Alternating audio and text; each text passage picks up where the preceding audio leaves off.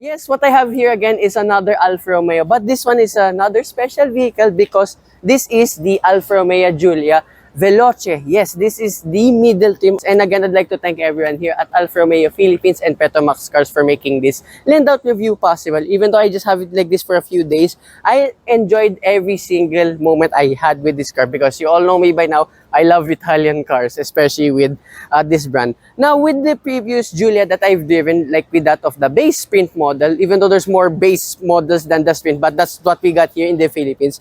This Veloce trim, there's just few visual cue changes, like few more lines here below the headlights, and still get the Pizarro grill here along with your Alfa Romeo badge. And you can tell this is just like a year older now with the current ones because you still have LED lights, but it's not yet the updated ones. And like my experience with the first Giulia I reviewed like almost 2 years now, you get a very low ground clearance of 120 millimeters. However, like just driving here around in Makati and BGC, we didn't have to do an S maneuver around here. And here on the side profile, again, it is your usual sports saloon. Wow, saloon sports sedan rather. Now you have an additional Veloce badge here on the side fenders. Still same pepperoni wheels. So up at front, you get 225, 40, and 19 series tires. And a little bit larger here at the rear at 255 and 35.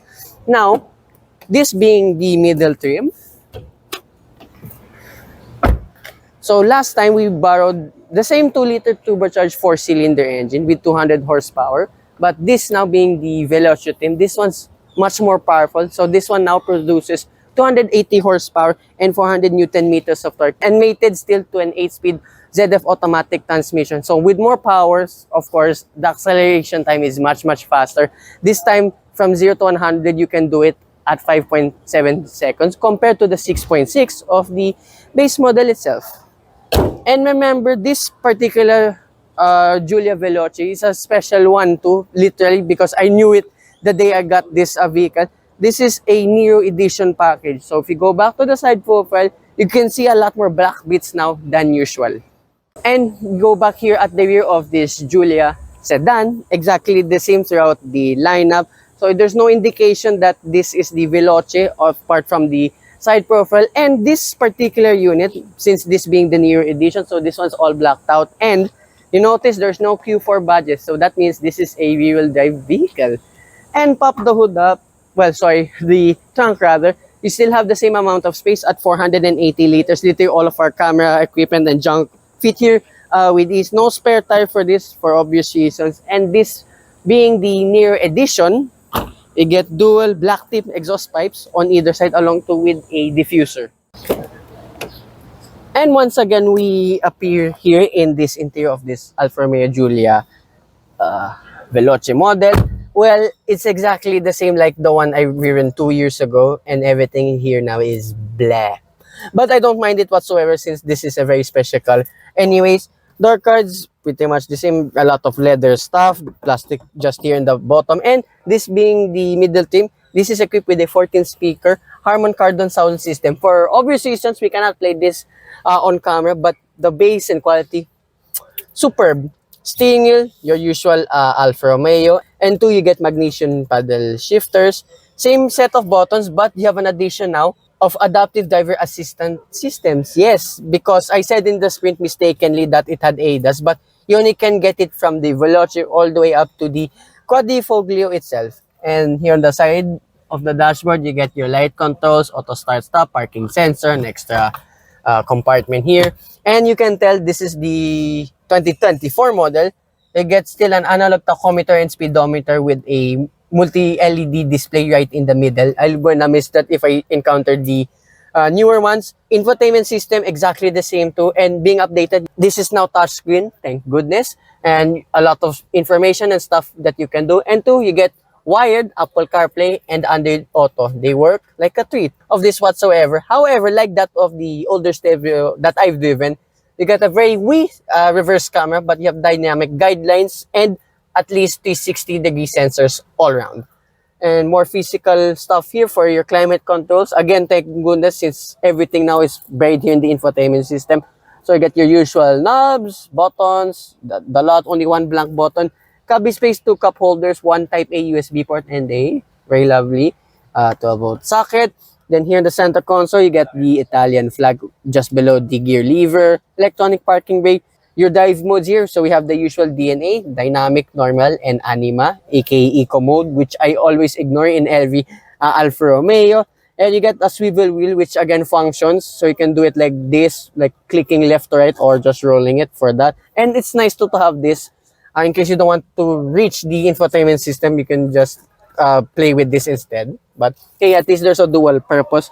Wireless charging pad in here in the center console. Again, you have a placement for your key fob. One of each type A, type C, USB port, an aux cord, and a 12-volt socket once again. And this being the Veloce Nero edition, you get sport bucket style seats now. Yes, there's still leather, and apologies, this unit is so fresh that it has seat covers on them. And look at the bolstering now. That's way less than that of the Sprint model. You get your usual LED light controls for the sunroof. Yes, you have two sunroofs for this Nero edition package, but how to open the rear, it's manual compared to the electronic ones here for the front passenger. And visor, you get the vanity mirror with halogen light. Don't extend still, but I'm cool with that.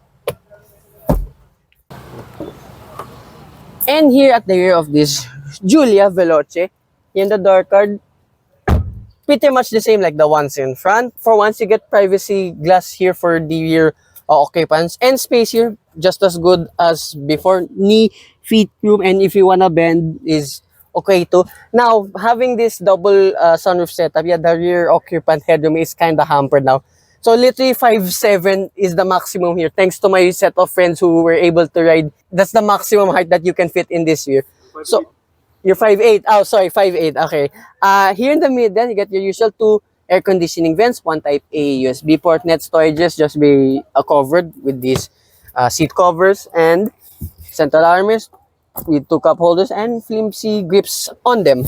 And what I said too from before, if you sit here in the middle, it's really doable. I tried that out with Adrian 1011, but yeah, the transmission tunnel is really too tall. Like, you can do that.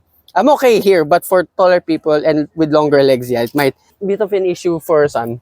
And having a double sunroof setup, so I was expecting the dome lights to be absent, but they relocated here at the rear. How about that? Right, that's about it. Let's get behind the wheel.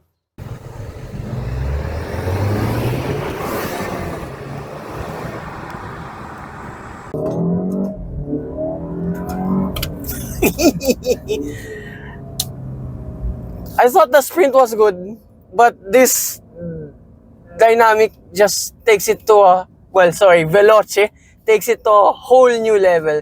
Remember 280 horsepower on the top? Holy...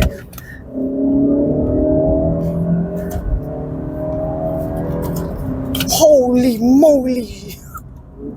Wow! And the 8-speed ZF automatic transmission, yeah, just as good as with any other Alfa Romeo I've driven. But I think this has just slight more tuning now than usual because, yeah, it's the middle trim. I can't stop.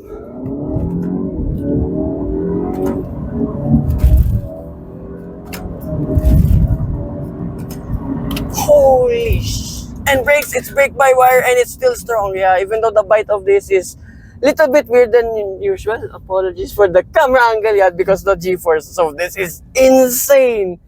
Right, then if you just wanna drive calmly, you can put it either to normal or anima mode, which is basically eco mode, and literally the driving mode I ignore all of the time. So now this having a much larger output than the regular Giulia Sprint model. This has kind of like a 2-in-1 turbocharger, as Alfa Romeo dubbed it. This Honeywell turbocharger is immense, so it's more like a high-pressure turbo. Like, literally, I do not feel the turbo lag with this vehicle.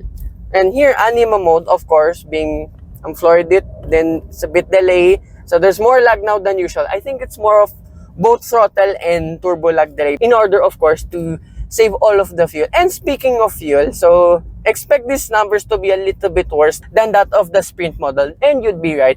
So the worst we got driving this, yeah, like in dynamic mode all of the time, we got finally below the famous 6.6 kilometers per liter. We managed only 5.1. However, on a very good day, So we were just driving this around in C5 too. Literally on normal mode, calmly. 13.1 kilometers per liter. So if you want to know the highway figures, you can literally hit 20 kilometers per liter. I believe it now. So I found out this 8-speed will gear hunt and it will save a lot of fuel, more than usual.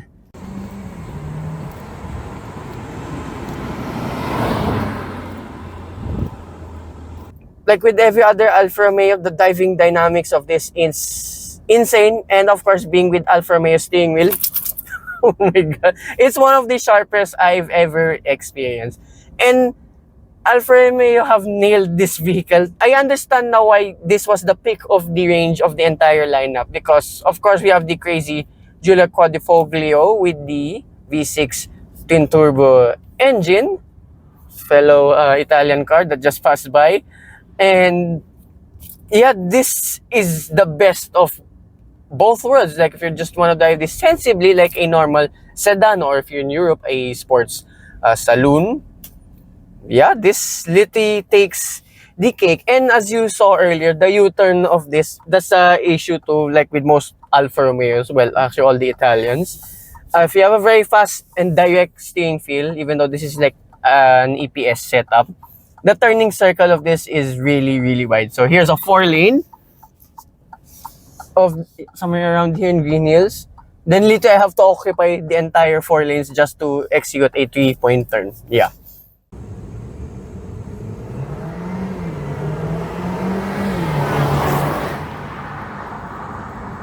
So in high regards, this literally competes now with the almost M models and the almost AMG models of the German vehicles. Oh, everyone might say, oh, the BMW M3 is better and the Mercedes CLA AMG 35, whatever it's called, might be better. And you'd be right about that. But I have never driven those cars. But as a benchmark, and being one of the most prestigious European brands, look no further with this.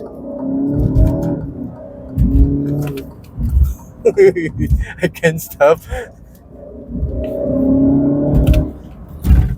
Ooh. Oh my god. Every Alfa Romeo so far has put a smile on my face, and it never ceases to amaze me that whatever Alfa Romeo I drive, it's one of the best cars I've driven, without a shadow of a doubt. Again, what else? I'd like to thank everyone at Alfa Romeo Philippines and to Petromax Cars who gave me a handout of this Alfa Romeo Giulia Veloce Nero edition. And special thanks to everyone who were involved in this shoot. And again, behind the camera, Adriano011. So check out his POV review version of this. So hope you guys like and subscribe. I want an Alfa Romeo now in my life, and I will see you hopefully in the future with more Alfa Romeo reviews coming right up. Bye-bye.